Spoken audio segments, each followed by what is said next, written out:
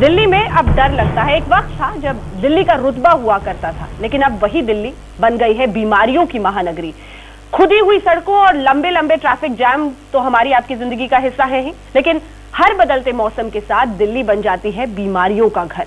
दिल्ली अब रहने लायक नहीं है, ऐसी बहुत लोगों की राय है। डेंगू, स्वाइन फ्लू और अब तो कॉलरा भी दिल्ली पर कब्जा कर रहे हैं। कुल 1226 केसेस डेंगू के इस देश में दिल्ली में हो चुके हैं और हर दिन लगभग 60 से 70 नए मामले पड़ रहे हैं।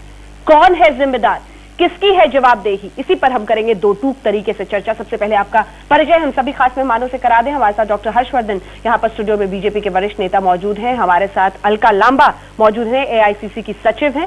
Sanjay Kaul president People's Action है, बड़ी बेबाकी से लोगों की बात देश के सामने रखते हैं।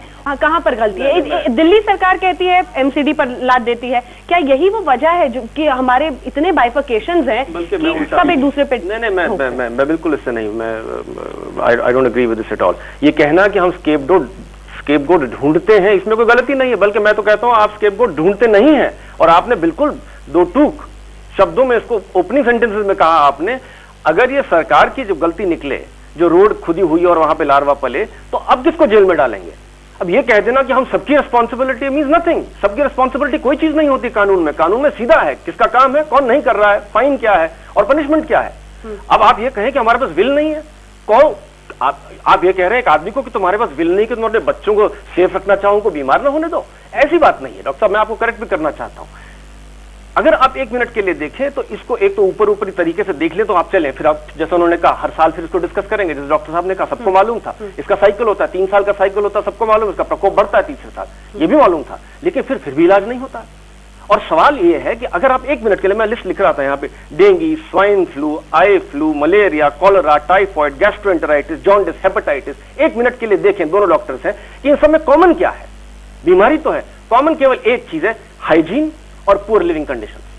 और इन दोनों में केवल सरकार जिम्मेदार होती है। जो जैसा आपका टाउन है, जैसे आपकी प्लानिंग है, आपने कहा कि लोग अपने घर साफ रखें। मुझे ये तो बताइए कि जो 40% दिल्ली आज नॉन ऑथोराइज बस्तियों में रहती है और स्लम्स में रहती है, वो क्या सफाई करेंगे? उनके घर हम गए हैं, आपके घुटनों तक तो वहां पानी होता है, कौन लार्वे की बात कर रहा है? तो मेरा मतलब है कि इस तरह की बात करने से आप उसको छोड़ देते हैं जिसकी सचमुच में गलती है। अब वो जेल कभी नहीं जाएंगे। अलका मैं सहमत हूं डॉक्टर साहब से, लेकिन मेरा यही कहना है कि ये इसलिए आप कह रहे हैं कि अगले साल फिर उठेगा क्योंकि जो मूल प्रॉब्लम है, जो बेसिक प्रॉब्लम है, उसको सॉल्व करने वाला कोई नहीं है। वो 40% दिल्ली जो आज भी ऐसे इलाकों में रहती है जहां पर आपकी कूलर वूलर की बातें बेमाने हैं, और उनसे कहना कि सफाई है, जो आदमी बेचारा टॉयलेट नहीं पा सकता है उससे आप कहना सफाई रखो। फिर है बहुत महंगी बीमारी। एम्स जैसे अस्पताल में जहां पर गंदगी हर साल, मतलब गढ़ बन गया है एम्स, तो बाकी दिल्ली को आप छोड़ दीजिए जिसका जिक्र संजय कर रहे हैं, एम्स गढ़ बन गया है। क्या एम्स में साफ सफाई नहीं रखी जा सकती है? जुड़े हुए हैं, और वो इसलिए क्योंकि अगर भ्रष्टाचार न होता तो शायद जो हालत हमारे हॉस्पिटल्स की है, सरकारी अस्पतालों की, वो न होती। आज हालत ये है कि एक बेड पे 2-2 मरीज रखे जा रहे हैं, तीन 2-2 मल्टीपल। मैं तो ये और जिम्मेदारी की बात ये रही, तो अगर आप ये भी तो पूछिए कि कॉमनवेल्थ गेम्स पे जब इतने पैसे खर्च हो रहे थे तो आपने हेल्थ इंफ्रास्ट्रक्चर के बारे में क्यों नहीं सोचा? और सबसे बड़ी बात, आप हर साल कहते हैं 5 लाख नए लोग इस शहर में आते हैं, तो इसका मतलब पिछले 10 साल में 50 लाख नए लोग आ गए। आप मुझे ये तो बताइए नए अस्पताल कितने बने, हेल्थ सर्विसेज में क्या इन्वेस्टमेंट हुई? आप इसकी भी जिम्मेदारी तो कोई सेट करेगा। और ये जिम्मेदारी किसकी है? अगर ये सरकार की नहीं है, गवर्नेंस किसी और का सब्जेक्ट थोड़े होता है। अलका क्या कहेंगे आप इस पे? को ब्लेम करना छोड़ें, जवाबदेही बिल्कुल तय होनी चाहिए, इसमें कोई अलका जी का धन्यवाद ये बात मानने को, और इन्होंने विजन आगे के लिए कहा। तो ये भी तो मानना पड़ेगा कि पिछले 10 साल में विजन नहीं दिखाने का आरोप तो कम से कम ये मानेंगे। नहीं, बिल्कुल आरोप नहीं लगा रही, मैं ये भी नहीं कह रही हमारे विजन में कहीं कमी थी, मैं ये कह रही हूँ हमें और आगे अपने 10 ध्यान दीजिए कि जब आप हेल्थ पॉलिसी की बात करते हैं, हेल्थ पॉलिसी आप सुनहरे अक्षरों में लिख भी दें, वो पॉलिसी प्रैक्टिकल इसलिए नहीं हो सकती क्योंकि इंटीग्रेटेड होती है वो बहुत सारी दिक्कतों के साथ।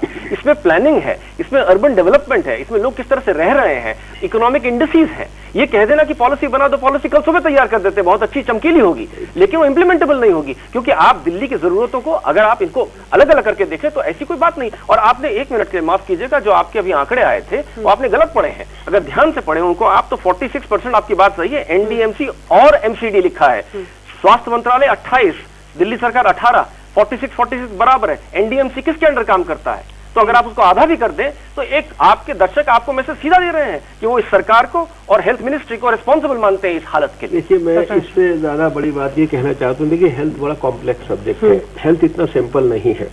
हेल्थ में माफ कीजिए, बिल्कुल ही गलत स्टेटमेंट, नहीं बिल्कुल ही गलत स्टेटमेंट है। वोट बैंक, मैं तो कहता हूँ यही तो एक कमाल कॉन्ट्रडिक्शन देखिए कि आप कह रहे हैं वोट बैंक के लिए पॉलिसी बनती है। आपका सबसे बड़ा वोट बैंक आज झुग्गी झोपड़ियों में ऐसे इलाकों में रहता है जिनके लिए कोई पॉलिसी नहीं है। आज वही तो है जो अमीर नहीं है, जो एक आदमी तीन बेड पे लेटे हुए हैं।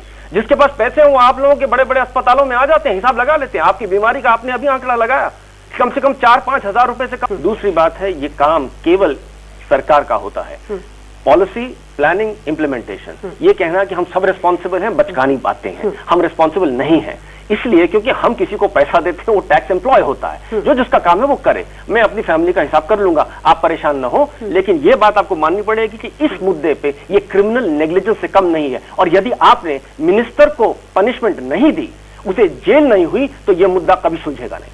आप दोनों से कंक्लूडिंग रिमार्क, क्रिमिनल फेलियर इसे बता रहे हैं दोनों जो यहाँ पर मौजूद हैं, संजय कौल जी भी और डॉक्टर हर्षवर्धन जी। महाबल मिश्रा, पहले आपकी तरफ रहते ये सब कुछ करना पड़ेगा, बाद में लकीर पीटने से कुछ नहीं होगा। अलका, आपकी तरफ से कंक्लूडिंग रिमार्क।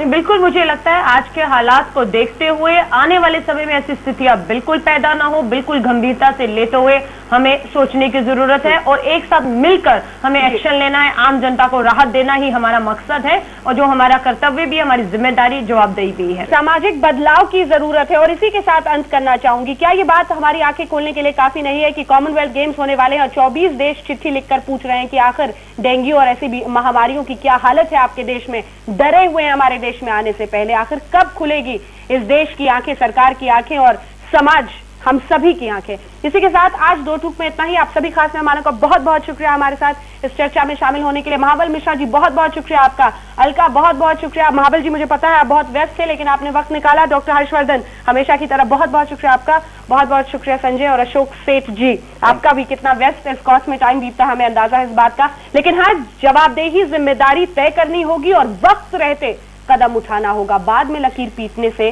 कुछ नहीं होगा। आज के लिए दो टूक में इतना, लेकिन यही है वो ईमेल आईडी जिस पर मेल करके आप अपनी बात हम तक पहुंचा सकते हैं। आपसे जुड़े हुए मुद्दे हम हमेशा दो टूक में उठाते रहेंगे। आप देखते रहिए न्यूज़ 24।